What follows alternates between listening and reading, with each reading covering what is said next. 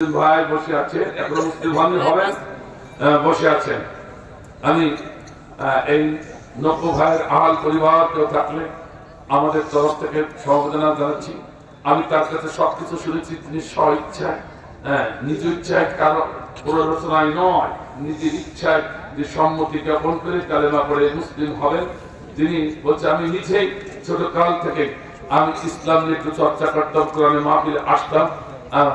আমার ধরনের অনেকগুলো দিক আমার পছন্দ হয়নি, তাই তো বলে যে আমি আমার মায়ের মুখে সন্তান হয়ে কিভাবে আগুন দেব এটা আমার মন মানে না।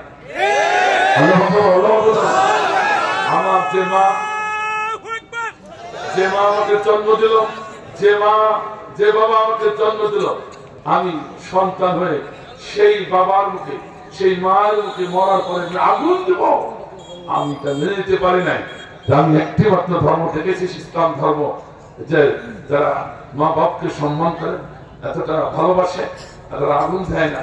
আমি তাই তো আমি এই ধর্ম সব দিকগুলো আমি বিবেচনা করে আমার পছন্দ হয়েছে, তা আমি স্বইচ্ছায় সবখানে আমি আমার আইনজীবী ভাইয়ের কাছে আমি লিখিত দিয়ে আমি মুসলমান হচ্ছি। আমার কাছে তিনি কালেমা পড়ে মুসলমান হবে সে আশা করে বসে আছে। আমার ভাইরা তাদেরকে নিয়ে এসেছে। আল্লাহ বলেন। এর পরিবারের কোন ভাইরা অমুসলিম ধর্মের ভাইরা আপনারা থাকলে অবশ্যই আপনাদেরকে সমবেদনা আপনাদের সাথে জ্ঞাপন করছি। আমরা জোর করে মুসলিম বানাচ্ছি না, এটা বাস্তব কথা, সেই জন্য আপনার ঘোষণা